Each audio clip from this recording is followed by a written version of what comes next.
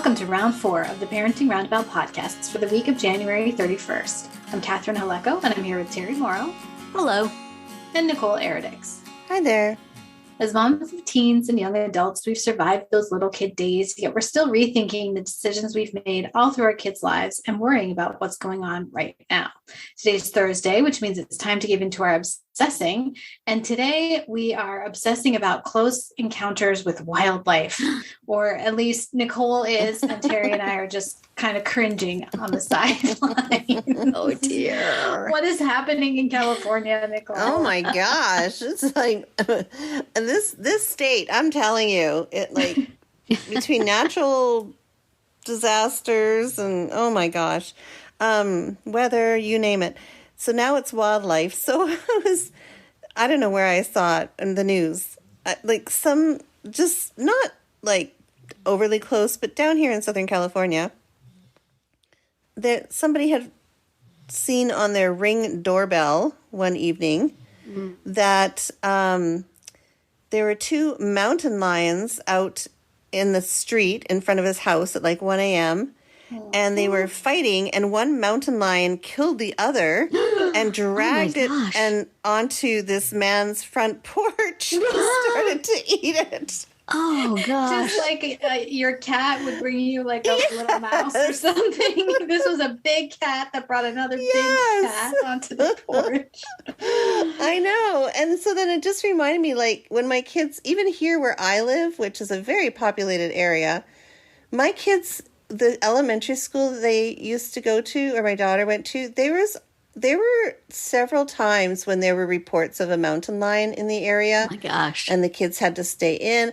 I mean, for me, this was super common in Canada. Well, I wouldn't say super common because we didn't get mountain lions as much where I lived, but bears, right? We had a lot of bears and stuff. Wow. But I did not expect it in Southern California. I mean, At least not in the suburbs. Yeah, I mean, yeah, we have our tarantulas and scorpions, but not those bigger animals. So anyway, it just made me think, like, so when I grew up, as everybody knows, I grew up in a very small, remote town surrounded by forest. So we were kind of versed in bear safety because it would not be uncommon to come across a bear while you're walking around town at some point. So we kind of had those, like, we were, you know, when you go hiking and you're camping and you're kind of taught to do certain things, and some of that we've passed on to our kids. Not that we're big campers or hikers, but just, you know, we talk about the stories of growing up. And then it just made me think, like, well, that could very well happen here too, given all that's going on. And so yeah, I'm just kind of like, of all the things we teach our kids, have you taught them about like wildlife safety? What would you do? Like literally, we would have conversations. I remember, you know, what would you do if a brown bear charged you? Like, oh, gee. What would you do if you came across da da da? Actually, my husband was chased down by a brown bear, and he had to climb a tree. Oh my gosh! Yes, and sit up in the tree for an hour until help came. Yes, not kidding. And he was in his 20s, and he was working for a forestry company. He was chased down by a bear. So so we had to have these conversations because they could, you know, they were very real, right? So anyway, have either of you, Catherine, you live in Wisconsin. I mean, it's kind of like, there's some rural areas out there. Yeah, I mean, not right where I live, but not too far. I mean, there's definitely bears and there's even wolves in Wisconsin. But even right here in town, there's foxes and there's coyotes. Like, I don't think those would hurt a human, but they could hurt an animal, you know, like a pet. You know, I've like seen, there's wild turkeys that just like roam all around.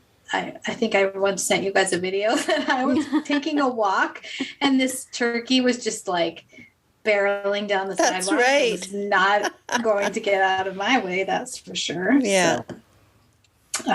So yeah, in town where I live, it's not, we haven't been, you know, had to coach our children about the bears and the wolves, but they're out there. I think our biggest like sort of outdoor danger here would probably be like falling through the ice and in the lake. Yeah. So that's a good point.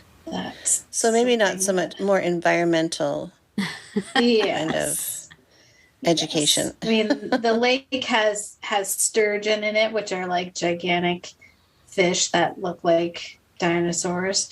But I don't think they would hurt anybody. They're like slow movers. Right. I don't think they're dangerous. They're not sharks. So, yeah. Right. And what's happening in New Jersey? Woodchucks. Well, yes, we definitely have the groundhog in our backyard. We've had bunnies in our backyards. It's a small wildlife. There's a lot of geese with an attitude who hang out around at the high school. They can be mean. Yeah, they are not afraid of us at all, and give us the stink eye quite often. And on the road that I take my son to work, he works quite near us, but there's this one area where it's like a duck crossing. And so if you happen to go by at the same time, there's like 50 ducks waddling their way across the street when you have to get to work. So we have learned that you can honk at them and they will, let you pass. So there's a lesson. My son will now go honk, honk. And it's like, well, there's only a few, let them pass. Honk hard. So he has no patience for ducks. So he does not. The most impressive wildlife I could think of that we've had while we've been, now we live in a very suburban area. We live right next to a high school, as I've discussed before. There's a mountain sort of on the other end of town from us, not that far away. It used to have a lot of wildlife, and then it's slowly but surely been devoured by apartment developments and other things. So the part of it that still has wildlife is quite far from us. But one day, I don't know if I told you guys about this or I mentioned it on the podcast. My husband and I were going for a walk. It was just dark or a little after dark, and we're walking along, and there was a deer walking around the high school parking lot. And I'm like, sweetheart, how did you get here? The number of streets you would have had to walk to get here. How are you still alive, baby? And, he sort of went off to the side of the fence and kind of tried to blend in and not, interact with us in any way. And we walked a little further, and as is quite often the case, there was a police car just hanging out at the high school. And so I said, kind of knocked on their window and said, there's a deer in the parking lot. But by that time, they couldn't see him. It had wandered off. So that was pretty spectacular. But we didn't try to interact with it or need any rules for confronting a deer that wants to make your acquaintance. That deer was just like, what do I do now? This doesn't look like the right place. A deer is not going to hurt you unless you run into it with your car. And that is what happens here. Yeah, well, that's what I kept thinking. It happens here, too. In fact, my sister-in-law is in Pennsylvania, and I would say she got hit by a deer more than that she hit the deer. But I think somebody else had hit it, and then it went flying onto her car. But, yeah, so that's why I was thinking, how did this deer get here without becoming, a carcass? And how the heck is it going to get back to where it belongs without that happening? I just wanted animal control to come and gently escort it to a more appropriate venue. But what about moose, Catherine? Do you get a lot of moose? No, I don't know if we have. Maybe very, very far north there might be, but I certainly haven't seen any or heard about them. But yeah, I mean, that would be something in terms of encountering wildlife to talk to your kids about, is what to do about deer, how to try not to hit a deer. So, I mean, because, country roads dusk, they can just come out of nowhere. So you do have to kind of pay attention. So. Yeah. Yeah. There's a few areas that are often littered with deceased creatures of various sizes who thought that crossing the highway would be a good idea. So, and when my son used to work was a little further out west, and I saw deer all the time when I was picking them up. And in fact, I used to park at the library, and there was a fence, and on the other side of the fence, there was often just dozens of deer roaming around, daring each other to cross the street, probably.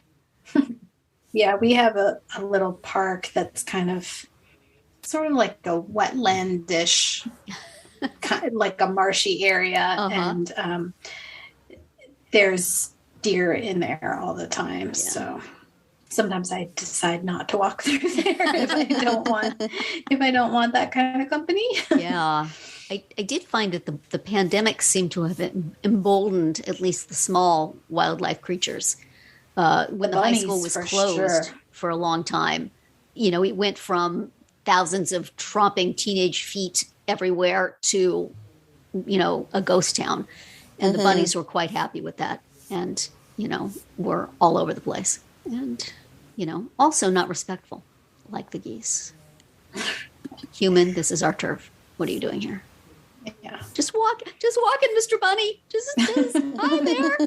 Just taking a stroll. This is ours now. Nothing to see here. Well, be careful out there, Nicole. Don't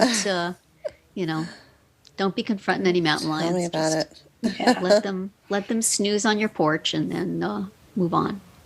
Sounds good. But that's it for today's round 4. Tune in tomorrow when we'll share our roundabout of things we've been using or enjoying lately that we think deserve a shout out.